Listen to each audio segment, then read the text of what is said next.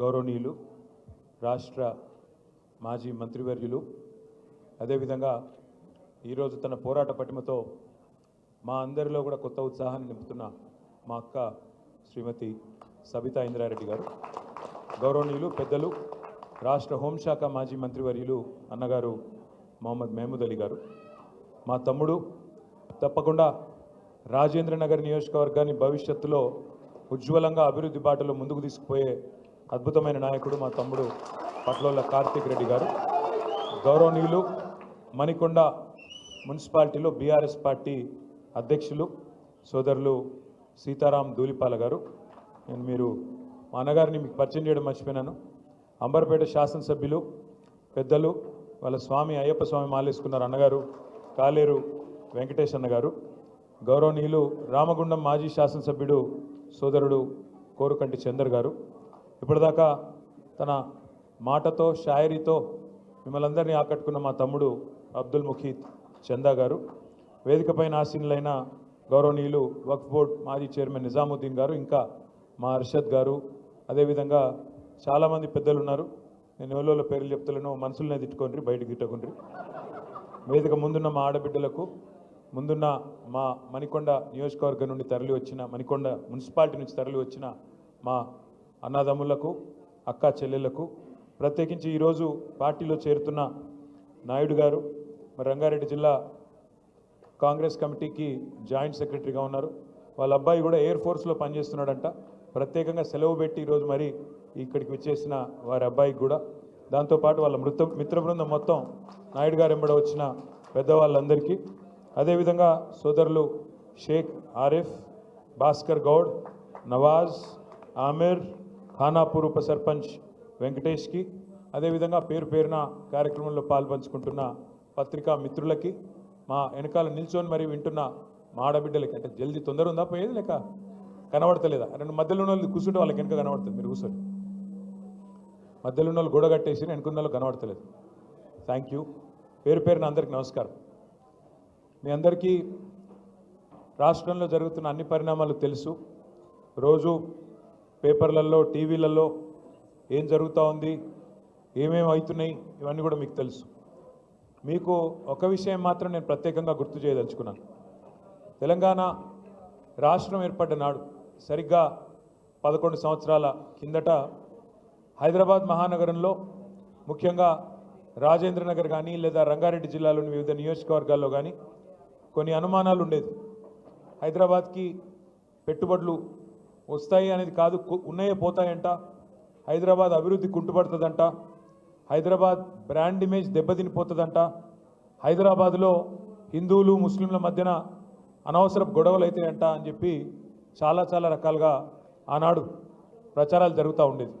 చాలామంది మర్చిపోయినట్టు కూడా ఉన్నారు, ఎందుకంటే అవన్నీ పాత ముచ్చట్లు కాబట్టి మర్చిపోయినట్టున్నారు.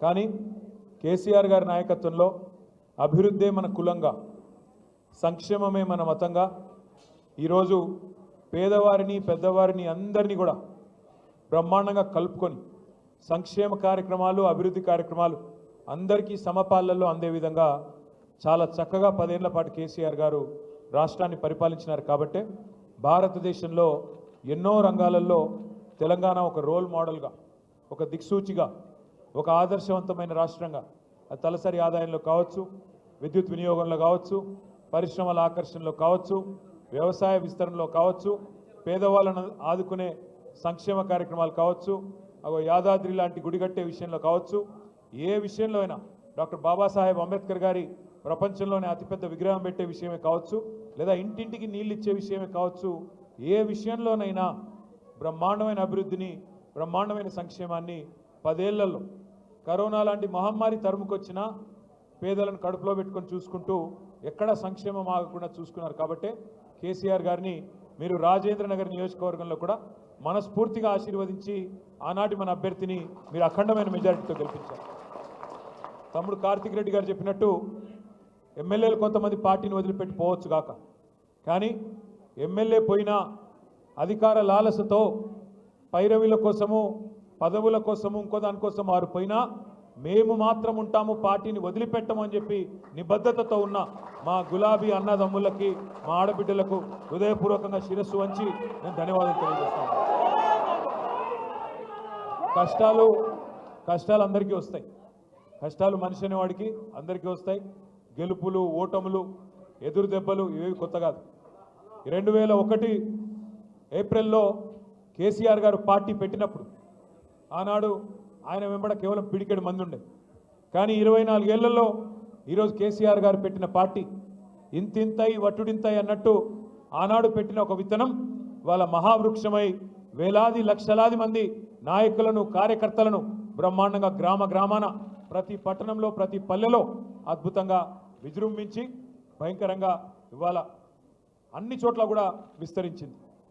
నా విజ్ఞప్తి, నా ప్రార్థన మీతో ఒకటే. ఇవాళ కేసీఆర్ గారు అంటే ఒక వ్యక్తి కాదు, టీఆర్ఎస్ అంటే ఒక సామాన్య శక్తి కాదు. కొంతమంది కలలు కంటున్నారు, పిచ్చి కలలు కంటా ఉన్నారు. రేవంత్ రెడ్డి గారు నిన్న మొన్న మాట్లాడుతున్నారు, కేసీఆర్ను ఫినిష్ చేస్తా, బీఆర్ఎస్ను ఫినిష్ చేస్తా. నేను రేవంత్ రెడ్డికి ఒకటే చెప్తా ఉన్నా, కేసీఆర్ను ఫినిష్ చేస్తా అని చెప్పి నీలాగా 24 ఏళ్లలో చాలామంది ప్రగల్భాలు పలికినారు, పిచ్చి ప్రేలాపనలు చేసినారు. ఇవాళ ఒక్కసారి చరిత్రలోకి తిరిగి తొంగి చూడు. కేసీఆర్ను ఫినిష్ చేస్తా అన్న వాళ్ళు ఎవరన్నా ఇక్కడ ఉన్నారా? ఇంకా వాళ్ళు ఫినిష్ అయినరా? ఒక్కసారి చూసుకోమని చెప్పి నేను విజ్ఞప్తి చేస్తా ఉన్నా. కేసీఆర్ అనే వ్యక్తి ఆయన తెలంగాణ రాష్ట్ర ఏర్పాటు కనుక ఆయన నడుం బిగించకపోతే ఇవాళ రేవంత్ రెడ్డి కూర్చున్న కుర్చీ, రేవంత్ రెడ్డి కూర్చున్న తెలంగాణ ముఖ్యమంత్రి అనే కుర్చీ ఇవాళ ఉంటుండేనా? ఒక్కసారి ఆలోచించాలని చెప్పి కూడా నేను మిమ్మల్ని కోరుతా ఉన్నాను. ఇవాళ అధికారము, పదవులు, ఎమ్మెల్యేలు, ఎంపీలు, ఎమ్మెల్సీలు ఇవన్నీ తాత్కాలికంగా ఉండొచ్చు, రేపు ఉండకపోవచ్చు. కానీ ప్రజల గుండెల్లో స్థానం శాశ్వతం. అది కేసీఆర్ గారికి మాత్రమే సొంతమనే మాట నేను విజ్ఞప్తి చేస్తా ఉన్నాను. ఇవాళ రేవంత్ రెడ్డి గారు, ఎందుకంటే ఆయన కొన్ని సాంకేతికపరమైన సమస్యలు ఉన్నాయి, అందుకే ఎత్తైన కుర్చీలో కూర్చుంటున్నాడు. 2 కుర్చీలు వేసుకొని కూర్చుంటున్నాడు. కొన్ని టెక్నికల్ ప్రాబ్లమ్స్ ఉన్నాయి. ఎత్తైన కుర్చీలో కూర్చుంటే పెద్దగా అయిపోవు. నువ్వు ఎత్తైన కుర్చీలో కూర్చోగానే పెద్దోడు అయిపోవు. ప్రజల గుండెల్లో స్థానం సంపాదించుకోవాలి. నువ్వే చెప్తీవి కదా, ఏం చెప్పినావు ఎలక్షన్లకు ముందు? కేసీఆర్ బిచ్చమేసినట్టు 10,000 ఇస్తుండు, నేను 15,000 ఇస్తా.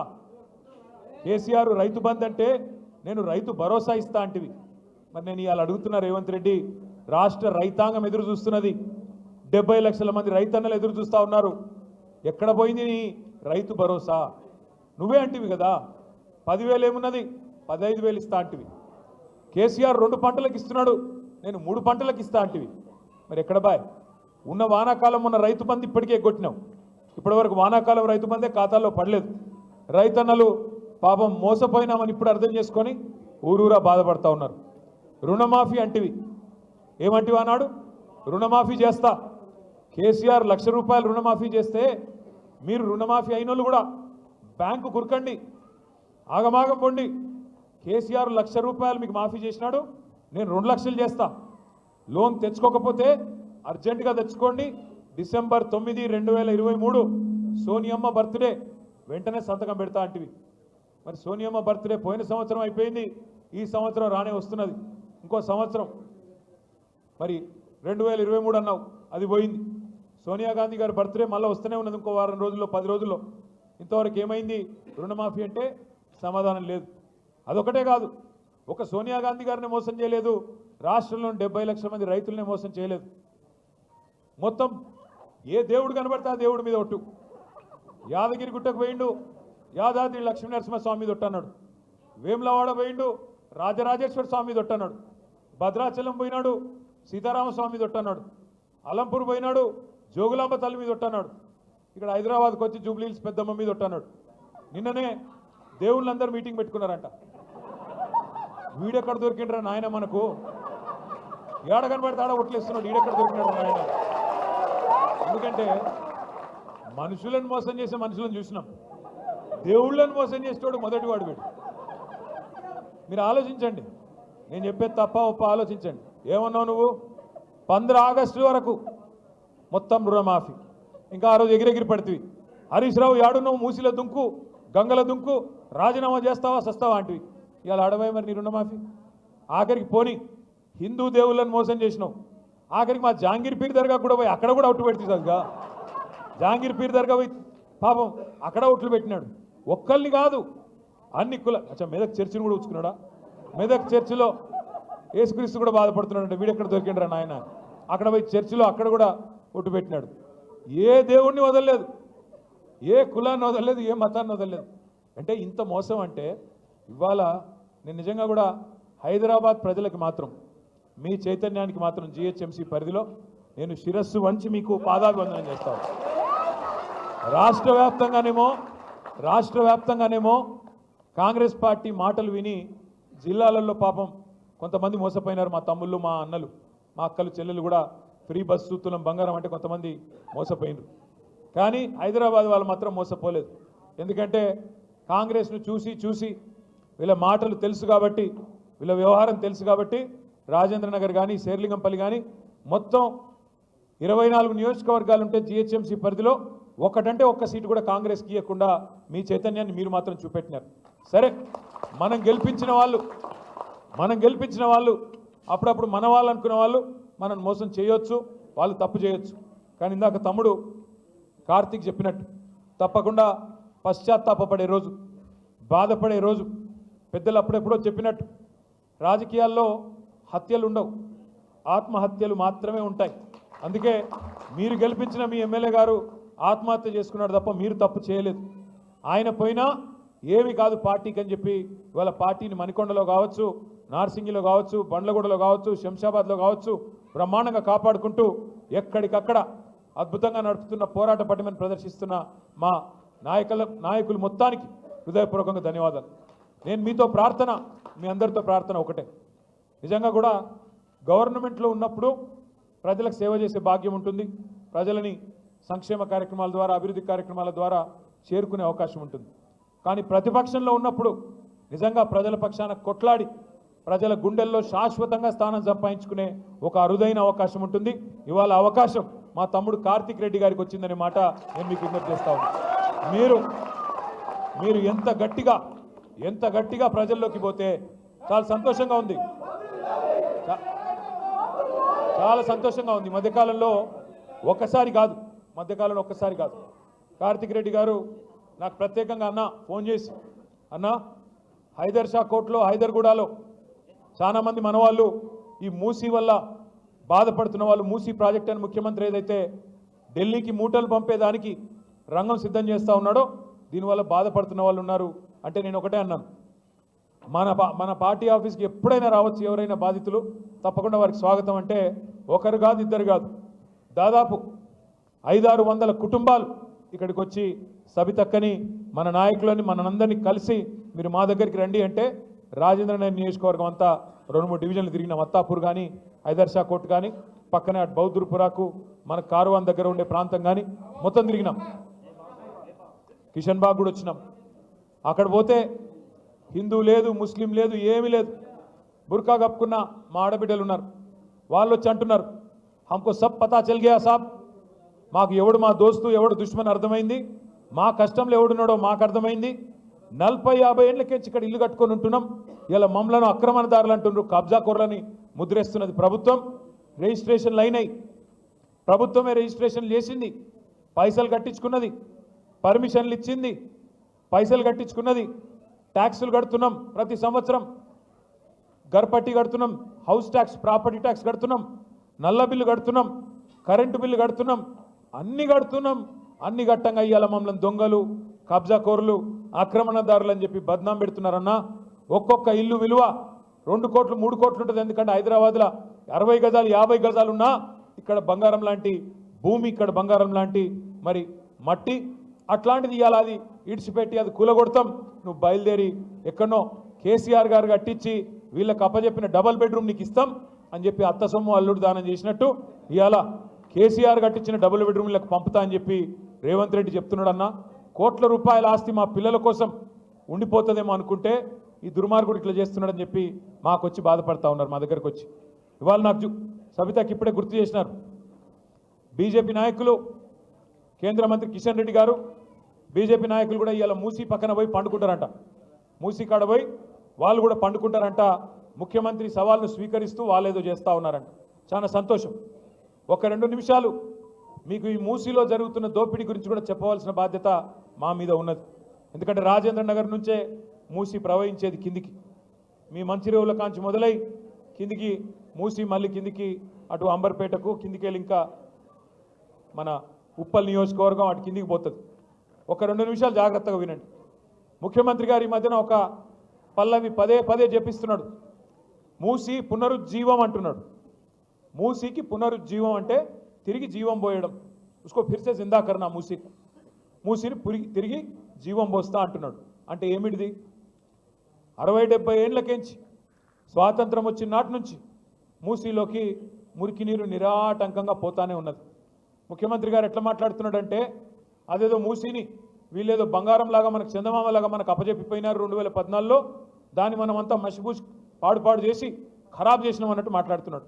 ఒకసారి యాద్ చేసుకోండి, 2014 నాటికే మూసీ మురికి కుప్పంగా మారిన మాట వాస్తవం కాదా?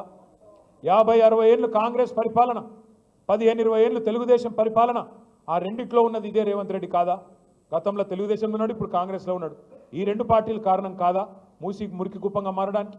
మరి మనం ఏం చేసినాం? 14 తర్వాత ఏం చేసినామంటే ప్రణాళికబద్ధంగా మూసీని మంచిగా చేయాలి, శాశ్వతంగా రాజేంద్ర నగర్ కావచ్చు, అదేవిధంగా కార్వాన్ కావచ్చు, బహదూర్పురా కావచ్చు, అంబర్పేట కావచ్చు, ఉప్పల్ కావచ్చు, హైదరాబాద్లో ఏ ప్రాంతాలు, ఎల్బీ నగర్ కావచ్చు, ఏ ప్రాంతాల నుంచి అయితే మూసిపోతున్నదో దాని పరివాహక ప్రాంతంలో అటు ఇటు उसके इतराफ में जो बच्चे हमारे हैं जो गरा हैं किसी को तकलीफ नहीं पहुंचना बल्कि बहुत कोशिश हम करें.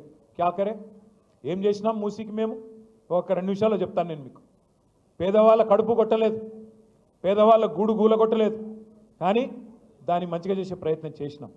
హైదరాబాద్లో మీకు ఒక చదువుకున్న వాళ్ళు సీనియర్ సిటిజన్స్ కూడా చాలామంది ఉన్నారు, విద్యావంతులు ఉన్నారు. మీకు అర్థమవుతే 10 మందికి చెప్తారు, అందుకే ఇంత వివరంగా చెప్తా ఉన్నా. నేను 8 ఏళ్ల పాటు మున్సిపల్ శాఖ మంత్రిగా పనిచేసినాను కాబట్టి ఆ అనుభవంతో చెప్తా ఉన్నా.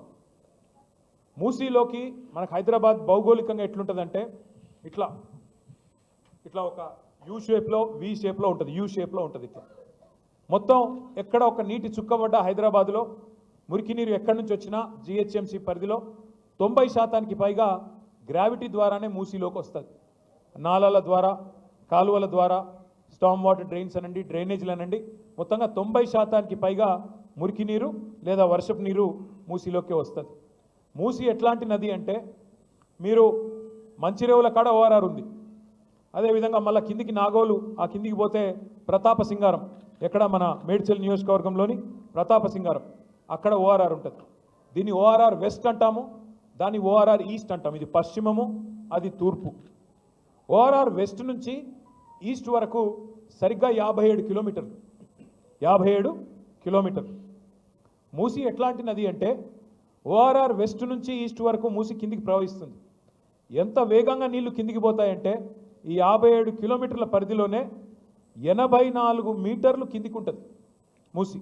అంటే నీటి చుక్క ఒకటి పడితే జర్రున జారిపోతుంది. 84 మీటర్లు, కిలోమీటర్కి 1.5 మీటర్లు కిందికి పోతూ ఉంటుంది భూమి. అదే నీరు పల్ల మెరుగు నిజం దేవుడెరుగు అంటారు కదా, అట్లా నీరు కిందికి పోతూ ఉంటుంది 84 మీటర్లు. మళ్ళీ ఒకసారి చెప్తాను, మంచిరేవుల నుండి మీకు కింద ప్రతాప సింగారం దాకా 57 కిలోమీటర్లు, ఓఆర్ఆర్ వెస్ట్ నుంచి ఈస్ట్ దాకా. ఒక నీటి చుక్క పడితే లేదా ఒక మురికి నీటి చుక్క వస్తే కిందికి జర్రుమని జారిపోతుంది, 84 మీటర్లు కిందికి ఉంటుంది. అంటే నీరు ఆగదు. సో మేమేం ప్లాన్ చేసినామంటే ఆనాడు హైదరాబాద్లో ప్రతిరోజు ఇన్ని లక్షల మంది ఇండ్లు ఉన్నాయి, 25-26 లక్షల ఇండ్లు ఉన్నాయి, షాపులు ఉన్నాయి, కాలేజీలు ఉన్నాయి, వ్యాపార వాణిజ్య సముదాయాలు ఉన్నాయి. ఈ అన్నింటిలోంచి ఉత్పత్తి అయ్యే మురికి నీరు ఎంత అంటే రోజుకి 2000 MLD. 2000 MLD అంటే ఒక MLD అంటే 1 million litres per day. Million అంటే 10 లక్షలు, అంటే 2000 మిలియన్ లీటర్ల 2000 MLD అంటే 20 కోట్ల లీటర్ల మురికి నీరు. 20 కోట్ల లీటర్ల మురికి నీరు రోజు హైదరాబాద్లో ఉత్పత్తి అవుతుంది. కేసీఆర్ గారు మాకేం చెప్పారంటే మూసీని తిరిగి బతికించాలంటే ముందు ఆ 20 కోట్ల లీటర్ల నీళ్ళు ఏవైతున్నాయో వాటిని శుద్ధి చేయండి, వాటిని సివరేజ్ ట్రీట్మెంట్ ప్లాంట్లు పెట్టి ముందు మురికి నీటిని శుద్ధి చేసి కిందికి వదలండి. తద్వారా హైదరాబాద్లో దుర్గంధం వ్యాపించదు, దోమల సమస్యలు, ఆరోగ్య సమస్యలు రావు, ఆ నల్లటి నీళ్ళు ఏవైతుంటాయో అవి కూడా రావు. అది నెంబర్ 1 చేయమని చెప్పారు. దానికి మా కోసం, మన కోసం మన నగరం కోసం, మన పిల్లల కోసం కేసీఆర్ గారి ప్రభుత్వంలో 4,000 కోట్ల రూపాయలు, కరెక్ట్గా చెప్పాలంటే 3,866 కోట్ల రూపాయలతో దాదాపు 1,200 పైచిలకు ఎమ్మెల్డీల సివరేజ్ ట్రీట్మెంట్ ప్లాంట్లు మనమే ప్రారంభించాము, మనమే పని బిగించాము 3 ఏళ్ల కిందట. అందులో కోకాపేటలో నేనే వచ్చి ప్రారంభించాను, నేను సబితక్క మేమందరం వచ్చినాం. కోకాపేటలో ఒక 15 ఎంఎల్డీ ప్లాంటు మీ రాజేంద్ర నగర్ నియోజకవర్గంలోనే పూర్తి చేసినాం, దాన్ని ప్రారంభం కూడా చేసినాం. అదే మాదిరిగా హైదరాబాద్లోని మిగతా 1,200 ఎంఎల్డీల ప్లాంట్లు, ఇక మా కాలేరు వెంకటేష్ గారు ఇక్కడే ఉన్నారు, ఆయన అంబర్పేట నియోజకవర్గంలో 300 ఎంఎల్డీ ప్లాంట్ ఒకటే చోట అక్కడ కట్టినాం. అవతల వైపు ఎల్బీ నగర్లో భారతదేశంలోనే అతిపెద్ద సివరేజ్ ట్రీట్మెంట్ ప్లాంట్ 320 ఎంఎల్డీల ప్లాంట్ అక్కడ కట్టినాం. ఇవన్నీ ఎందుకు చేసినాం? నీటిని శుద్ధి చేయడానికి, మూసీకి తిరిగి జీవం పోయడానికి. ఈరోజు నేను మీకు సంతోషంగా చెప్తా ఉన్నా, కేసీఆర్ గారి ప్రభుత్వ పనితీరు వల్ల ఎట్లా అయితే కరోనా సమయంలో కూడా రోడ్లు వేసుకున్నామో, ఎట్లా అయితే కరోనాలో దేశమంతా స్తంభించిపోతే మన హైదరాబాద్లో మాత్రం ఫ్లైఓవర్ లాగలేదు, మన హైదరాబాద్లో రోడ్ లాగలేదు. మన హైదరాబాద్లో ఎక్కడి నుంచో వచ్చిన కార్మికులను కడుపులో పెట్టుకొని వాళ్ళకి డబల్ రేట్ ఇచ్చి మీకేం కాదు మేము చూసుకుంటామని ధైర్యం చెప్పి ఎట్లా కొత్త రోడ్లు వేసుకున్నామో అదే పద్ధతుల్లో కరోనా సమయంలో కూడా మనం ఆపకుండా నిరాటంకంగా పనిచేయడం వల్ల ఇవాళ హైదరాబాద్ మొత్తం భారతదేశంలోనే మొట్టమొదటి నగరం. 100% సివరేజ్ ట్రీట్మెంట్ ఉన్న ఒకే ఒక్క నగరం హైదరాబాద్ మాత్రమే మొత్తం భారతదేశంలో. దానివల్ల 90% సమస్య పరిష్కారం అయిపోయింది మూసీది. రెండవ పని ఏం చేసినాం మనం? కాళేశ్వరం ప్రాజెక్టు ద్వారా బ్రహ్మాండంగా గోదావరి నీళ్లను మనం ఎక్కడో కింద ఉండే మేడిగడ్డ అక్కడి నుంచి తీసుకొచ్చి హైదరాబాద్ పక్కనే, హైదరాబాద్ నెత్తి మీద కుండ పెట్టినట్టు కొండపోచమ్మ సాగర్ అని చెప్పి హైదరాబాద్కి 45-50 కిలోమీటర్ల దూరంలో ఇక్కడే బ్రహ్మాండంగా నీళ్లు తెచ్చి పెట్టినాం. ఏమైంది దానివల్ల? హైదరాబాద్ అనేది 535 మీటర్ల మీద ఉంటుంది సముద్ర మట్టానికి. అదే కొండపోచమ్మ సాగరు 618 మీటర్ల మీద ఉంటుంది. అంటే కొండపోచం ఇక్కడ ఉంటుంది, హైదరాబాదు ఇట్లా ఉంటుంది. 618, 535. దాని కిందికి మల్లన్న సాగర్. ఎందుకు కట్టాము ఇదంతా? ఒకవైపు వ్యవసాయానికి నీళ్లు, సాగునీరు, ఇంకోవైపు హైదరాబాద్ మహానగరానికి, పట్టణాలకు, గ్రామాలకు తాగునీరు.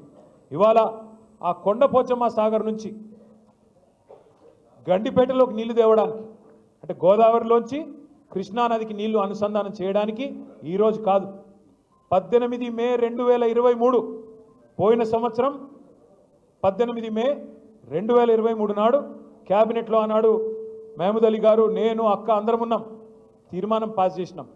1,100 కోట్ల రూపాయలతో గోదావరి నీళ్లు తెచ్చి గండిపేటలో పోస్తే ఆ గండిపేట గేట్లు ఎత్తితే చాలు, అటు ఎస్టీపీల నుంచి శుద్ధి చేసిన నీళ్ళు వస్తాయి మూసీలోకి. ఎప్పుడు కావాలంటే అప్పుడు బ్రహ్మాండంగా గండిపేట గేట్లు ఎత్తితే కిందికి ఉస్మాన్ సాగర్ నుంచి నీళ్లు, ఫ్రెష్ వాటర్ కిందికి వచ్చే విధంగా రూపకల్పన చేసినాం. ఏం జరుగుతుంది అప్పుడు? కిందికి నీళ్ళు ఇందాక నేను చెప్పినట్టు నీళ్ళు ఆగకుండా జర్రుమని జారిపోతాయి, ఎందుకంటే నీళ్లు ఆగవు మూసీలో. దానికోసం కూడా ఆలోచన చేసినాం. మూసీ మీద ఒకప్పుడు ఎప్పుడు నిజాం కట్టించిన పురాణా పూలు, నయా పూలు ఉండేది. చాదర్గాడ్ బ్రిడ్జు, పురాణా పూలు, నయా పూలు మీ అందరికీ కూడా తెలుసు. టిప్పుకాన్ బ్రిడ్జ్ ఇవన్నీ ఉంటాయి. మన ప్రభుత్వం వచ్చిన తర్వాత కేసీఆర్ గారి నాయకత్వంలో కొత్తగా మా వెంకటేష్ గారు ఒకసారి వచ్చి మూసారంబా అక్కడ ఊకే సమస్య అవుతున్నది, మనం మంజూరు చేయాలంటే మంజూరు చేసినాము. 15 బ్రిడ్జులు, 15 బ్రిడ్జులు మంజూరు చేసినాం మూసీకి అడ్డంగా. ఆ బ్రిడ్జిల కిందనే చెక్ డ్యామ్ కూడా కట్టాలనుకున్నాం. ఏమవుతుంది దానివల్ల? మనకి ఎప్పుడు కావాలంటే అప్పుడు ఈ గోదావరి నీళ్లు తెచ్చి గండిపేట నుంచి గేట్లు ఎత్తితే మొత్తం మూసి ఎప్పటికీ జీవనదిలాగా ఉండేదానికి, ఫ్రెష్ వాటర్తో కలకలలాడుతూ ఉండేదానికి శాశ్వత పరిష్కారం చూపెట్టిందే కేసీఆర్ ప్రభుత్వం. కాకపోతే ఇక్కడ ముఖ్యమైన పాయింట్ ఒకటే, 3,866 కోట్ల రూపాయలతో ఎస్టీపీల నిర్మాణం పూర్తయిపోయింది. ఇప్పుడు కేవలం రేవంత్ రెడ్డి చేయాల్సింది ఒకటే ఒక్క పని, 1,100 కోట్ల రూపాయలతోని ఆ గోదావరి నీళ్ళు తీసుకొచ్చి గండిపేటలో పోస్తే చాలు. ఆయన కొత్తగా చేయాల్సింది ఏమీ లేదు. పేదవాడి కడుపు కొట్టాల్సిన అవసరం లేదు, వీళ్ళను మెడలు బట్టి నూకాల్సిన అవసరం లేదు, పట్టి బయట పారాల్సిన పని లేదు. మూసి పునరుజ్జీవం కావాలంటే కేవలం 1,100 కోట్లు ఖర్చు పెడితే చాలు. కానీ ముఖ్యమంత్రి గారు ఏమంటున్నారు? 1,100 కాదు, 1,50,000 కోట్లు, 1,50,000 కోట్లు అంట. దేనికయ్యా ఖర్చు ముఖ్యమంత్రి 1,50,000 కోట్లు అంటే? ఒక్కడు సమాధానం చెప్పడు. నేను ఇదే భవన్లో ఇక్కడనే ప్రెస్ మీట్ పెట్టి 1.5 అవర్ ప్రజెంటేషన్ ఇచ్చి బీఆర్ఎస్ గవర్నమెంట్ ఏం చేసింది, నువ్వేం చేస్తున్నావు, ఎందుకు 1,50,000 కోట్లతోని హైదరాబాద్ను ఆగం చేసే ప్రయత్నం చేస్తున్నామని అడిగితే ముఖ్యమంత్రి గారు ఉప ముఖ్యమంత్రి గారు నా మీద ఒంటికాలతో లేచినారు. ఏమని? నీకు ఎవడు చెప్పిండు 1,50,000 కోట్లని అంటారు. నువ్వే చెప్తీవి కదా స్వామి అని వీడియో చూపెట్టి. ముఖ్యమంత్రి చెప్పినాడు, నేను చెప్పింది కాదు. ఏప్రిల్లోనేమో రేవంత్ రెడ్డి 50,000 కోట్లతో మూసి శుద్ధి అన్నాడు. తెల్లారో మర్నాడో మే నెలలో జూపల్లి కృష్ణారావు గారు పర్యాటక శాఖ మంత్రి 50,000 కోట్లు కాదు 70,000 కోట్లతోని మూసి అన్నాడు. జూలై వచ్చింది. జూలై రాగానే మళ్ళీ ముఖ్యమంత్రి గారికి ఏమైందో తెలియదు. గోపన్పల్లిలో మనం కట్టిన బ్రిడ్జు ఆయన వచ్చి రిబ్బన్ కట్ చేసినాడు. సంతోషం. వచ్చి అక్కడ స్పీచ్ ఇస్తాడు. 1,50,000 కోట్లతో మూసి అభివృద్ధి అన్నాడు. ఇవాళ అదే ముఖ్యమంత్రి ఏమంటాడు? ఎవరన్నారు మీకు ఏడికెళ్ళి వచ్చింది నెంబర్ అంటాడు. అరే నువ్వే చెప్పినావు స్వామి చూడు అంటే నేను చెప్పలేదు అన్నాడు. మళ్ళీ కరెక్ట్గా 4 రోజులకి, మరీ సరిగ్గా 4 రోజులకి ముఖ్యమంత్రి గారు ఒక పుస్తకం రిలీజ్ చేసినాడు ప్రభుత్వం తరఫున, తెలంగాణ గ్రోత్ స్టోరీ అని. అందులో ఏం రాస్తుంది? 1,50,000 కోట్లతో మూసి అభివృద్ధి చేస్తామని రాస్తుంది. మేము అడుగుతా ఉన్నాం, మొన్నటి నుంచి నిలదీస్తూ ఉన్నాం. దేనికోసం 1,50,000 కోట్లు? ఎవడి కోసం? 1,100 కోట్లతో తెచ్చేస్తే మూసి పునరుజ్జీవం అయిపోద్ది కదా అంటే వాళ్ళు చెప్పే కారణాలు ఎంత వింతగా ఉన్నాయో ఒక్క నిమిషం మీకు చెప్తాను. వాళ్ళు ఏమంటారు? మూసి పక్కల 2 పక్కల బఫర్ జోన్ ఉన్నది. బఫర్ జోన్లో ఉన్న వాళ్ళను ఎలగొడతాం, ఖాళీ చేస్తాం. నేను ఇవాళ ఇక్కడికి వచ్చిన మా ఆడబిడ్డలను అన్నదమ్ముల్ని ఒక్కటే మాట ఆలోచించమని కోరుతున్నా. మీరే రిజిస్ట్రేషన్లు చేస్తారు బఫర్ జోన్లో, మీరే పర్మిషన్లు ఇస్తారు, మీరే ట్యాక్స్ కట్టించుకుంటారు, మీరే ఇల్లు ఇన్ని రోజులు ప్రాపర్టీ ట్యాక్స్ వసూలు చేస్తారు, మీరే రోడ్లు వేస్తారు, మీరే గవర్నమెంట్గా మోరీలు కడతారు.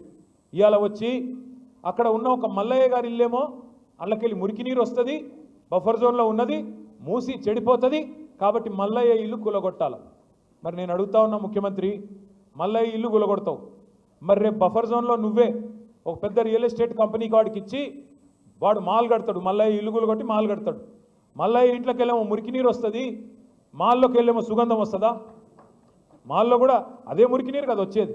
ఇంకా మల్లయ్య ఇంట్లోకి వెళ్ళి వచ్చిన దానికంటే 1000 రెట్లు ఎక్కువ వస్తుంది. కానీ అది బాగట, ఇది బాగా కాదంట.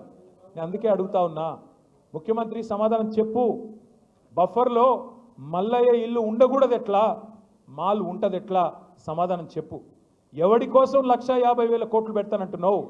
దేనికోసం పెడతానంటున్నావు? మాకు అర్థమవుతున్నది. మూసీ మే లూటో ఢిల్లీ మే బాటో, మూసీలో లూటో ఢిల్లీ మే బాటో. ఎందుకు? నీ బాసులు ఢిల్లీలో ఉన్నారు, వాళ్ళ కోపం వస్తే నీ తుమ్మితో ఊడిపోయే ముక్కు నీది, ఎప్పుడు ఊసిపోతుందో తెలియదు. రాహుల్ గాంధీకి మూటలు పంపకపోతే ఆయన ఊకోడు, మళ్ళీ పైన ఇంకా ప్రియాంక గాంధీ గారు ఉన్నారు, ఇంకా చాలామంది పెద్దలు ఉన్నారు, వాళ్ళకు మూటలు పంపాల్సిందే.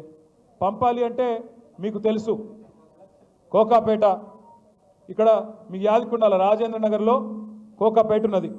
ఇలా కోకాపేట భూములు ఎంత ఖరీదైనాయో మా వెంకటేష్కి తెలుసు బాగా. ఖానాపూర్లకు, కోకాపేటలకు, నార్సింగోళ్లకు, మణికొండలకు మీకే తెలుసు. భూముల విలువ ఆనాడు ఎంత, 2014లో ఈరోజు ఎంత. అయితే విచిత్రం ఏంటంటే మాకు ఎక్కడ ఆశ్చర్యం అనిపిస్తుంది అంటే, కోకాపేటలో ఆనాడు కొన్ని భూములు నియోపోలిస్ అని పెట్టి దాన్ని ఆ మూవీ టవర్స్ పక్కన డెవలప్మెంట్ చేసి, గతంలో కాంగ్రెస్ ప్రభుత్వం కూడా వేలం వేసింది. గోల్డెన్ మైల్ అనే పేరిట అప్పుడు వాళ్ళు ఆక్షన్ పెట్టినారు రాజశేఖర రెడ్డి గారి టైంలో. మన ప్రభుత్వం వచ్చినాక పక్కన మనం కూడా రుణమాఫీ అని, సిటీ డెవలప్మెంట్ అని, ఈ ఫ్లైఓవర్లు వీటన్నిటిని కట్టనికే ఆక్షన్ పెట్టినాం, వేలం పెట్టినాం. పారదర్శకంగా వేలం పెడితే ఒక్కో ఎకరం 100 కోట్లకు పోయింది. పోతే దానికి కూడా మమ్మల్ని తిట్టినాడు ఇదే రేవంత్ రెడ్డి. అన్నాడు, ఏమన్నాడు? మీరు కేటీఆర్ అనేవాడు దోపిడిగాడు, స్కామ్ చేసిండు, ఇలా 10,000 కోట్లు నొక్కేసిండు అన్నాడు. ఓఆర్ఆర్ ఉంది కదా, మీ రాజేంద్ర నగర్ మీకు వెళ్ళి పోతుంది కదా ఓఆర్ఆర్. దాన్ని ఏం చేసినాం మనము? 30 సంవత్సరాల కోసం ఒక ప్రైవేట్ వాడికి అప్పజెప్పినాం. అప్పజెప్పి 7,400 కోట్లు వాడిస్తే రాష్ట్ర ఖజానాకి మనం దాన్ని అభివృద్ధి సంక్షేమ కార్యక్రమాలకు వాడుకున్నాం. ఆ రోజు కూడా నా మీద ఆరోపణ చేసిండు రేవంత్ రెడ్డి, 1,00,000 కోట్లు రావాలి మనకి ఓఆర్ఆర్లో, వీళ్ళు అడ్డికి పావుషేర్ అమ్ముకున్నారన్నాడు. నేను ఇవాళ రేవంత్ రెడ్డి గారిని ఒకటే అడుగుతా ఉన్నా, అయ్యా ఆనాడు అపోజిషన్లో ఉన్నప్పుడేమో మాట్లాడుతుంది ఓఆర్ఆర్ 1,00,000 కోట్లు రావాలా అంటివి, మళ్ళీ ఇవాళ నువ్వే మున్సిపల్ మంత్రివి, తెచ్చి చూపెట్టు. నేను వద్దన్నానా? క్యాన్సిల్ చేయి, ఓఆర్ఆర్ టెండర్ క్యాన్సిల్ చేయి. నేను తప్పు చేసిన రుజువు చేయి. నేను వద్దన్నానా? నేను తప్పు చేస్తే నువ్వు శిక్షించు, వద్దనట్లేదు. అట్లాగే నువ్వే అంటివి కదా కోకాపేట భూముల స్కామ్లో నేనేదో డబ్బులు దొబ్బినాను, మరి నువ్వెందుకు అమ్ముతున్నావు ఇవాళ భూములు? నేను చేసిన తప్పే అయితే, నేను అందులో స్కామ్ చేసిన మాట వాస్తవమే అయితే నువ్వు ఆ రోజు వాగిన వాగుడులో అర్థం ఉంటే ఇవాళ ఎందుకు చర్యలు లేవు, ఎందుకు నువ్వు దాని మీద ఎంక్వైరీ చేయట్లేదని అడుగుతా ఉన్నా, ఎందుకు వాటిని రద్దు చేయట్లేదు? ఆ రోజు అల్లం అనేది ఇవాళ బెల్లమైందా నీకు? నేను అడుగుతా ఉన్నా. మీరు దయచేసి ఆలోచించండి. ఎవడి కోసం మూసి అంటే ఇక దీనికి మళ్ళీ అందమైన కవరు మనం గట్టిగా మాట్లాడి మూసి ఎందుకే నీకు ఢిల్లీలో మూటలు వంచనీక పునరుజ్జీవం చేయాలంటే కేవలం 1100 కోట్లు సరిపోతుంది కానీ గట్టిగా అడిగితే ఈ మధ్యన కొత్త పల్లె అందుకున్నాడు. బాపు ఘాట్లనట ఈయన పోయి భారతదేశంలో కాదు ప్రపంచంలో అతిపెద్దదైన మహాత్మా గాంధీ విగ్రహం పెడతారంట. ఈయన ఎవరు? రేవంత్ రెడ్డి. రేవంత్ రెడ్డి గారు మహాత్మా గాంధీ విగ్రహం పెడతాను అనగానే మహాత్మా గాంధీ గారి మన్మడు తుషార్ గాంధీ గారు స్పందించారు. మహాత్మా గాంధీకి ఇవన్నీ ఇష్టం ఉండవురా ఆయన చాలా మంచోడు, ఆయన ఎన్నడూ ఆయన విగ్రహాలు ప్రపంచంలో పెద్ద విగ్రహాలు 1000 కోట్ల విగ్రహాలు పెట్టాలని నేను కోరుకోలేదు, వాటిని పేదవాళ్ళ కోసం వాడు స్వామి, నువ్వు పెట్టుకొని ఆయన చెప్పినాడు.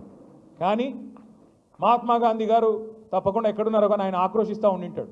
ఎందుకంటే రేవంత్ రెడ్డి గారు గాడ్సే శిష్యుడు, ఆయన నాథురామ్ గాడ్సే ఆర్ఎస్ఎస్ వాడు, ఆర్ఎస్ఎస్ గాడ్సే గారి శిష్యుడు ఈయన. ఈ వ్యక్తి పేరేమి? రేవంత్ రెడ్డి. ఇవాళ ఎట్లున్నదంటే గాంధీ విగ్రహాన్ని గాడ్సే పెడతానంటే ఒప్పుకుంటామా సార్? నాకు అర్థం కాదు. మనం గాడ్సే లాంటి వాడు, గాడ్సేకి వారసుడు ఈయన వచ్చాట గాంధీ గారి విగ్రహం పెడతాడంట, అది కూడా బాపు ఘాట్లో. రేవంత్ రెడ్డి గారికి నేను ఒకటే చెప్తా ఉన్నా, నువ్వు గాంధీ విగ్రహాన్ని అడ్డం పెట్టుకొని మూసీ ప్రాజెక్టు అని దానికి కలరింగ్ ఇచ్చి మళ్ళీ దానిలో కూడా రేట్లు పెంచి దానిలో కూడా డబ్బులు దొప్పుకుంటానంటే ఇది సమంజసం కాదు. మహాత్మా గాంధీని అడ్డం పెట్టుకొని శిఖండిలాగా నువ్వు వెనకాల ఉండి రాజకీయం చేస్తానంటే మంచిది కాదు. తప్పకుండా ప్రజలకు వాస్తవాలు తెలుస్తూ ఉన్నాయి. మూసీ విషయంలో జరుగుతున్న దోపిడీ, పేదవాళ్లకు ఇబ్బందులు పెట్టే అంశంలో ఈ రాష్ట్రంలో ఒకసారి చూడండి ఏం జరుగుతూ ఉంది. మూసీలో దోపిడీ, మూసీకేమో 1,50,000 కోట్లు ఉన్నాయంట ముఖ్యమంత్రి కాడ, కానీ ఆడబిడ్డలకి తులం బంగారం ఈయనకి పైసలు లేవు, ముసలోళ్ళకి 4,000 రూపాయలు పెన్షన్ అన్నావు దానికి పైసలు లేవు, రాష్ట్రంలో రైతు బంధుకు పైసలు లేవు, రాష్ట్రంలో రుణమాఫీకి డబ్బులు లేవు, హోంగార్డులకు జీతాలు ఇయ్యనికే టైం లేవు, బతుకమ్మ చీరలకు పైసలు లేవు, అదేవిధంగా రంజాన్ తోఫాకు పైసలు లేవు, క్రిస్మస్ గిఫ్ట్కు పైసలు లేవు. కానీ మూసీకి మాత్రం 1,50,000 కోట్లు మాత్రం ఉన్నాయి. 1,100 కోట్లతో అయిపోయే మూసీలోనేమో 1,50,000 కోట్లు పోయాలి. మేము కాళేశ్వరం కట్టినప్పుడు ఇదే ముఖ్యమంత్రి ఏమన్నాడు? కాళేశ్వరంతోన ఒక పంటకి 45 లక్షల ఎకరాలకు నీళ్ళు ఇవ్వచ్చు, 2 పంటలు చూసుకుంటే 90 లక్షల ఎకరాలకు నీళ్ళు ఇవ్వచ్చు. మరి నేను అడుగుతున్నా ముఖ్యమంత్రి గారిని, మూసీతోని మురిసే రైతులు ఎంతమంది? మూసీతోని సాగులోకి వచ్చే ఎకరాలెన్ని? ఎన్ని లక్షల ఎకరాలకు నీళ్ళు వస్తాయి చెప్తావా? మూసీతోని వచ్చే పరిశ్రమలెన్ని? మూసీతోని వచ్చే ఐటీ కంపెనీలన్నీ? మూసీతో నువ్వు చేసే రియల్ ఎస్టేట్ వెనకాల ఎవరి లాభం ఉన్నది? ఈ ఢిల్లీకి మోసే మూటల వెనుక ఎవరి ప్రయోజనాలు ఉన్నాయి చెప్పాలని చెప్పి నేను కోరుతా ఉన్నాను. వాళ్ళ సంతోషం, బీజేపీ పార్టీ నాయకులు కూడా గొంతిప్పుతా ఉన్నారు, వాళ్ళు కూడా మాట్లాడుతున్నారు, మూసీ పక్కనే పండుకుంటామంటున్నారు. వాళ్ళకు కూడా నేను విజ్ఞప్తి చేస్తా ఉన్నా, మాట్లాడండి, గట్టిగా అడగండి. 1,50,000 కోట్లు ఎవరు అబ్బసొత్తు అని చెప్పి ఖర్చు పెడుతున్నాడు ముఖ్యమంత్రి, అడగమని చెప్పి నిలదీయమని చెప్పి వారిని కూడా అడుగుతా ఉన్నా. కానీ అడగడంతోనే ఆగిపోకండి. ముఖ్యమంత్రి గారు దోపిడీ చేస్తున్నాడని ప్రధానమంత్రి మాట్లాడతాడు, ముఖ్యమంత్రి గారు దోపిడీ చేస్తున్నాడని ప్రధానమంత్రి గారు మాట్లాడుతున్నారు. నిన్న మొన్న నేను మహారాష్ట్రలో చూసిన ప్రధానమంత్రి చెప్తున్నాడు అక్కడ, తెలంగాణ ఆజ్ కాంగ్రెస్ కి షాహీ పరివార్ కే లియే ఏటీఎం బన్ గయా. తెలంగాణ ఏటీఎం అయిపోయింది కాంగ్రెస్ పార్టీకి అని ప్రధానమంత్రి నరేంద్ర మోడీ గారు మాట్లాడుతున్నారు. ప్రధానమంత్రి గారిని అడుగుతా ఉన్నా, తెలంగాణ ఏటీఎం అయిపోతే మరి మీరేం చేస్తున్నారు స్వామి? మీరెందుకు కాంగ్రెస్ దోపిడీని ప్రశ్నిస్తలేరు? అమృత్ స్కామ్లో అమృతం రేవంత్ రెడ్డి గారి బావమరిదికి అర్హత లేని కంపెనీకి 1,137 కోట్ల రూపాయల టెండర్ ఇస్తే మేము పోయి షికాయత్ చేస్తే ఢిల్లీలో దాని మీద సమాధానం రాదు. 1,50,000 కోట్ల దోపిడీ మూసీలో జరుగుతోంది. డిపిఆర్ లేకుండానే ఇండ్లు గులగొడుతున్నాడు, డిపిఆర్ లేకుండానే 1,50,000 కోట్లని మాట్లాడుతున్నాడు. ఇది దోపిడీ కాదా, డే లైట్ రాబరీ కాదా అని మేము అడిగితే సమాధానం రాదు. అదే మాదిరిగా ఆర్ఆర్ ట్యాక్స్, ఇది కూడా నేను అంట్లా, ప్రధానమంత్రి గారే అన్నారు మొదలు. RRR అని ఆ మధ్యన సినిమా వచ్చింది, నాటు పాటున్న దానిలో యాదుకుందా? అట్లాగే ఈయన కూడా నాటు కొట్టుడు కొడుతున్నాడు. ఆ RRR కలెక్షన్ కంటే ఈయన ఆర్ఆర్ కలెక్షన్ ఎక్కువైపోయింది అని ప్రధానమంత్రి గారు స్వయంగా చెప్పినారు. చెప్పిన తర్వాత ఈ రోజు వరకు కూడా యాక్షన్ లేదు, వీళ్ళ దోపిడీ మీద చర్యలు లేవు. చర్యలు లేకపోగా మణికొండలో ఎట్లయితే కాంగ్రెస్ బీజేపీ అలై బలై చేసుకొని చైర్మన్ వైస్ చైర్మన్ చైర్మన్ ఒక నరేందర్, వైస్ చైర్మన్ ఇంకో Narender. Chairman Congress Narender, vice chairman BJP Narender. వాళ్ళట బయటకు వచ్చి సిగ్గులేదు, బీజేపీ బీఆర్ఎస్ ఒకటే అని మాట్లాడతారు. బయటకు వచ్చి బీజేపీ బీ టీం బీఆర్ఎస్ అని ఒకటి మాట్లాడతాడు. నేను అడుగుతున్నా, మణికొండలో ఎవరు కలిసి కాపురం చేస్తూ ఉన్నారు? మక్తల్లో ఎవడు కలిసి కాపురం చేస్తున్నాడు? భువనగిరిలో ఎవడు కలిసి కాపురం చేస్తున్నాడు? మున్సిపాలిటీలో ఒకడు చైర్మన్, ఇంకోడు వైస్ చైర్మన్. ఒక్కడు చూపెడతావా? మొత్తం తెలంగాణలో బీజేపీ ఉన్ను టీఆర్ఎస్ కలిసి అధికారం పంచుకున్నది ఒకటన్నా చూపెడతావా? ఎక్కడా లేదు. కానీ ఇవాళ ఇష్టం వచ్చినట్టు మాట్లాడుతూ ఉంటారు. నేను మీద అందరితో ప్రార్థన ఒకటే, ఇవాళ బీజేపీ అనే పార్టీ కాంగ్రెస్కు రక్షణ కవచంలాగా మారింది. ఇవాళ కేంద్ర సహాయ మంత్రులు ఒక ఆయన బండి సంజయ్ కుమార్ గారు, ఆయన కేంద్ర సహాయ మంత్రి కాదు, రేవంత్ రెడ్డి సహాయ మంత్రి. రేవంత్ రెడ్డికి ఎప్పుడు కష్టం వచ్చినా ముందు ఆయన మీద రెప్ప వాలకుండా, కష్టం వచ్చినా వెంటనే రక్షణ కవచంలాగా సహాయ మంత్రి కాపాడుకుంటా ఉన్నాడు. మేము రేవంత్ రెడ్డిని తిరిగితే, రేవంత్ రెడ్డి మీద విమర్శ చేస్తే బీజేపీలకు రోషం వస్తున్నది. రఘునందన్ రావు, విశ్వేశ్వర్ రెడ్డి మీ ఎంపీ పుణ్యాత్ముడు, తర్వాత ఈయన ఇంకొక ఆయన పేరు ఏదో ఉండే, కాదు అరవింద్. ఈ నలుగురు ఇవాళ రేవంత్ రెడ్డికి రక్షణ కవచం. నలుగురు బీజేపీ ఎంపీలు. మీరు ఆలోచించండి, వాళ్ళు రేవంత్ రెడ్డి పార్టీలు ఉన్నారా లేక బీజేపీలో ఉన్నారా? అప్పుడప్పుడు సరే మనకు కూడా కన్ఫ్యూజన్ ఉందనుకోండి, రేవంత్ రెడ్డి గారు కాంగ్రెస్లో ఉన్నాడా బీజేపీలో ఉన్నాడా అని మనకు కూడా కన్ఫ్యూజన్ ఉంది. ఎందుకంటే మీరు చూడండి జాగ్రత్తగా, పైన రాహుల్ గాంధీ పాపం ఆయన అమాయకుడు, ఆయనకేం తెలియదు, ఏం రాసిస్తే చదువుతాడు ఆయన పాపం. ఆయన లీడర్ కాదు, రీడర్. ఎక్కడ పోయి ఏ పేపర్ మీద ఏది రాస్తే తెల్ల పేపర్ పట్టుకుని బడబడబడ చదివేసి వెళ్ళిపోతాడు. ఆయన పోతాడు. నిన్న మాట్లాడుతున్నాడు మహారాష్ట్రలో రాహుల్ గాంధీ. ఏమంటున్నాడు? బొంబాయిలో అదానికి మొత్తం 1,00,000 కోట్ల విలువ చేసే ధారావి సొమ్ములు, ధారావి భూమి దారాదత్తం చేస్తున్నది బీజేపీ అని అక్కడ అదానిని వ్యతిరేకిస్తూ రాహుల్ గాంధీ మాట్లాడతాడు. మరి ఇక్కడేం జరుగుతున్నది? అదే అదాని మంచోడు, చాలా మంచివాడు, ఆయన మించిన ఉత్తముడు లేడు, అద్భుతమైన మనిషి అని చెప్పి రేవంత్ రెడ్డి గారు రోజు ఆయనతో రాసుకొని పుసుకొని తిరుగుతూ ఉన్నారు. నేను ఊరికేనే అనడం లేదు, ఏదో కావాలని విమర్శలు చేయడం కాదు. ఇవాళ బీజేపీ రక్షణ కవచంలాగా మారింది కాంగ్రెస్కు. ఇద్దరు కలిసి మన మీద పగబట్టిండ్రు అనే మాట నేను ఉత్తగానే అంటలేను. పొంగులేటి శ్రీనివాసరెడ్డి గారు అని ఒక మంత్రి ఉన్నాడు, బాంబుల శాఖ మంత్రి. ఆయన అమావాస్యకు ఉన్నాడు, బాంబులు కార్తీక పౌర్ణం కూడా వెళ్ళలేదు. ఇంకా దీపావళి పోయింది, కార్తీక పౌర్ణం పోయింది, కానీ ఆ బాంబులు పెళ్తనే లేవు, తుస్సు బాంబులన్నీ. అయితే ఆయన తుస్సు బాంబుల మంత్రి గారు, ఆయన ఇంటి మీద ఈడీ రైడ్ అవుతుంది, బాంబుల శాఖ మంత్రి మీద. ఇప్పటికీ 45 రోజులైంది. 45 రోజులైంది ఈడీ రైడ్ అయ్యి. అదే ఈడీ కవిత గారింటి మీదకి పోతే, అదే ఈడీ ఇంకొకరి ఇంటి మీదకి పోతే నిమిషం వస్తాయి వార్తలు బయటికి. ఇంత దొరికింది, అంత దొరికింది, బంగారం పెన్ను దొరికింది, సిల్వర్ పిన్ను దొరికింది, ఇవన్నీ వస్తాయి. మరి పొంగులేటి శ్రీనివాసరెడ్డి ఇంట్లోకేమో 2 కౌంటింగ్ మెషిన్లు పంపితేవి కదా, నోట్ల కట్టలు ఉన్నాయని చెప్పినారు. 2 కౌంటింగ్ మెషిన్లు పంపినారు. 45 రోజులైన తర్వాత అక్కడ ఇక్కడ కాంగ్రెస్ వాడు మాట్లాడాడు, ఈడీ వాడు మాట్లాడాడు, బీజేపీ వాడు మాట్లాడాడు. శ్మశాన నిశ్శబ్దం. ఎవరో చచ్చిపోయిన తర్వాత ఉంటే చూడండి కొద్దిసేపు, అట్లాగా ఎవడు మాట్లాడాడు. కుయ్యి లేదు, కయ్యి లేదు, సడి లేదు, సప్పుడు లేదు. ఏమిరా నాయన అంటే లేదు హోగా డీల్ హోగా నై బాత్ కరింగ్. ఇదే అంటున్నా నేను. ఎవడితో ఉన్నాడు కొద్దిగా మనం కూడా ఆలోచించి అవగాహనతో ఉండాలి తప్ప ప్రతిదానికి ఆగమాగం అయిపోకూడదు. నేను మీ దయచేసి మిమ్మల్ని కోరేది ఒకటి, పదవులు మాకు కొత్త కాదు. 10 ఏళ్ళు మీ దయతో, 10 ఏళ్ళు మీ ప్రేమతో మీ మనసు గెలుచుకునే అవకాశం వచ్చింది, మీకు సేవ చేసే అవకాశం వచ్చింది. మాకు పదవులేం కొత్త కాదు. మళ్ళీ మీరు గెలిపిస్తే కేసీఆర్ గారు ముఖ్యమంత్రి అవుతారు. మీ దయ ఉంటే మళ్ళీ మేమందరం గెలిచి ప్రభుత్వంలో ఉంటాం. మాకు కొత్త కాదు, పదవులేం కొత్త కాదు, సేవ చేయడం కొత్త కాదు, కొట్లాట అంతకంటే కొత్త కాదు, అరెస్టులు కావడం అంతకంటే కొత్త కాదు. ఉద్యమంలో అరెస్టుకు పోయాము, జైల్లోకి పోయాము.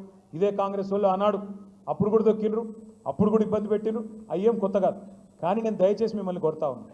ఇవాళ మేము కంటగింపుగా మారినాం రేవంత్ రెడ్డికి. సబితక్కతో మాతో ఏంది పంచాయతీ? ఆయనకి మాకేమైనా గెట్టు పంచాయతీ ఉందా? ఆయనకు మాకు? నేనేమన్నా కొడంగల్లో భూములు కొనడానికి పోతే వాళ్ళ అన్న తిరుపతి రెడ్డితో నాకేమైనా తగాదా ఉందా? ఏమిలే, నాకేమన్నా కొడంగల్లో భూమి లేదు, ఏమి లేదు. కానీ ఎక్కడొస్తుంది పంచాయతీ? కొడంగల్లో నువ్వు పేదవాళ్ళ భూములు ఎందుకు గుంజుకుంటున్నావు? అక్కడ గిరిజనుల మీద ఎందుకు దౌర్జన్యం చేస్తున్నావు? అక్కడ ఎందుకు 60-70 లక్షల ఎకరం విలువ చేసే భూమిని 10 లక్షలకు గుంజుకుంటున్నావు? ఇక్కడ ఫార్మాసిటీ రద్దెందుకు అంటున్నావు? అక్కడ ఫార్మాసి విలేజ్ ముద్దెందుకు అంటున్నావు అని మేము అడిగితే ఆయన కోపం వస్తున్నది. మూసీలో 1100 కోట్లతో అయిపోయేదానికి 1,50,000 కోట్లు ఎందుకు ఖర్చు పెడుతున్నావు అంటే కోపం వస్తున్నది. రైతు బంధు ఎగ్గొడుతున్నావు, దీనికి పైసలు లేవు. స్కూటీలు ఇస్తా అన్నావు, దానికి పైసలు లేవు. తులం బంగారానికి పైసలు లేవు, దేనికి పైసలు లేవు. అక్కడ మాత్రం మూసీలో 1,50,000 కోట్లు ఎవడి కోసం పోస్తున్నావు అంటే కోపం వస్తున్నది. అర్హత లేని బావమరిది కంపెనీకి 1,100 కోట్ల రూపాయలు ఎట్లిచ్చినావు, ఎవడు అప్పసొమ్మని ఇచ్చినావు అంటే కోపం వస్తున్నది. పొంగులేటి శ్రీనివాసరెడ్డి గారు బాంబుల శాఖ మంత్రి, ఆయన ఇంటి మీద ఈడీ రైడ్ అయింది, ఎందుకు ఏం దొరికిందో చెప్తలేరు అంటే కోపం వస్తున్నది. ఆ కోపమంతా మమ్మల్ని ఏదో కేసులు పెట్టి గొంతు నొక్కి లోపల వారేస్తే మాట్లాడేటోడు ఉండడు అని అనుకుంటా ఉన్నారు. కానీ నాకైతే ఇవాళ మీ మణికొండ వాళ్ళని చూసిన తర్వాత అనిపిస్తున్నది, మేము జైల్లోకి పోతే ఒక్క మణికొండ నుంచే నాకు తెలిసినంత వరకు 10,000 మంది తయారవుతారు, తప్పకుండా రేవంత్ రెడ్డి భరతం పడతారు. కూర్చున్న కాడ నిలదీసే శక్తులు, నిలదీసే కేసీఆర్లు, నిలదీసే మా సబితక్కలు ఎంతోమంది ఉన్నారు. మాకు ఆ భయం లేదు. మేము మిమ్మల్ని కోరేది ఒకటి, ఇంకా పోరాటం అయిపోలేదు, ఇప్పుడే ప్రారంభమైంది. 4 ఏళ్ళు ఉన్నది ఈ దౌర్జన్యం, ఈ రౌడీ రాజ్యం. వీళ్ళని తట్టుకోవాలా, నిలబడాలా, ప్రజలను అప్రమత్తం చేస్తూనే ఉండాలా. అడగాల మీ ఎమ్మెల్యే గారిని అడగాల, మణికొండకు వస్తే ఎందుకోసం పోయినవయ్యా అని అడగాల, ఏం తెచ్చినావు అని అడగాల, ఏమిటి కోసం పోయినావు, బీఆర్ఎస్ పార్టీ చేసిన దానికంటే ఈయన ఏం ఎక్కువ చేస్తాడు, దేనికోసం పోయినావు అని అడగాల. వ్యక్తిగత స్వార్థం కోసం పోయినావా, ఏమన్నా భూముల పంచాయతీలు సాల్వ్ చేసుకోవడానికి పోయినావా, ఆ రియల్ ఎస్టేట్ సామ్రాజ్యంలో నీకు కూడా వాళ్ళు ఇసిరే ఎంగిలి మెతుకుల కోసం పోయినావా, దేనికి కోసం పోయినావా అనే మాట స్పష్టంగా అడగాలి. ఒకవేళ అభివృద్ధి కోసం పోయినా అంటే శేర్లింగంపల్లి ఎమ్మెల్యే అదే చెప్తా ఉన్నాడు, అభివృద్ధి కోసం పోయినా అంటున్నాడు. మాకు కొన్ని విచిత్రం అనిపిస్తాయి. ఇదే శేర్లింగంపల్లి ఎమ్మెల్యే గారు ఎన్నికలకు ముందు ఒక పాంప్లెట్ వేసినాడు, 9,500 కోట్ల రూపాయలతో అభివృద్ధి టీఆర్ఎస్ హయాంలో జరిగింది అన్నాడు. నేను ఎమ్మెల్యే గారిని అడుగుతా ఉన్నా, మీ ప్రకాష్ గౌడ్ను కూడా అడుగుతున్నా, 9,500 కోట్ల రూపాయలతో శేర్లింగంపల్లి అభివృద్ధి కేసీఆర్ చేస్తే మరి రేవంత్ రెడ్డి నాయకత్వంలో పోయినావు కదా, నువ్వు గెలిచి ఇక్కడ గెలిచి అక్కడ పోయినావు కదా, మరి అంతకంటే ఒక కనీసం 1000 కోట్లు ఎక్కువ తేవాలి కదా నువ్వు. 9,500 కేసీఆర్ ఇస్తే 10,500 కోట్లన్నా రేవంత్ రెడ్డి ఇస్తేనే కదా నువ్వు అభివృద్ధి కోసం పోయినట్టు. రాజేంద్ర నగర్ ఎమ్మెల్యే కూడా అదే దానికి లోబడి ఉండాలి కదా, ఏవి కాదట. ఇంకా విచిత్రం, ఆ ఖార్గే గారు ఉన్నారు, కాంగ్రెస్ పార్టీ అధ్యక్షుడు. ఆయన నిన్న మొన్న మహారాష్ట్రలో గొప్ప ఉపన్యాసం ఇచ్చినాడు, మహానుభావుడు. బీజేపీ పార్టీ మేకలు కొన్నట్టు కొంటున్నది ఎమ్మెల్యేలను అని చెప్పి మహారాష్ట్రలో తిడుతున్నాడు బీజేపీని. నేను ఇన్వైట్ చేసిన ఖార్గే గారిని, అయ్యా ఖార్గే గారు ఒకసారి తెలంగాణకు రండి, ఇక్కడ కూడా మేకల మండీలో కాంగ్రెస్ బాగా కొంటున్నది, మా మేకలు కూడా కొన్ని తప్పిపోయి కాంగ్రెస్ శిబిరంలో తిరుగుతున్నాయి, ఆ మేకలను పట్టుకొచ్చుకుందాం, నువ్వు రా స్వామి అన్న.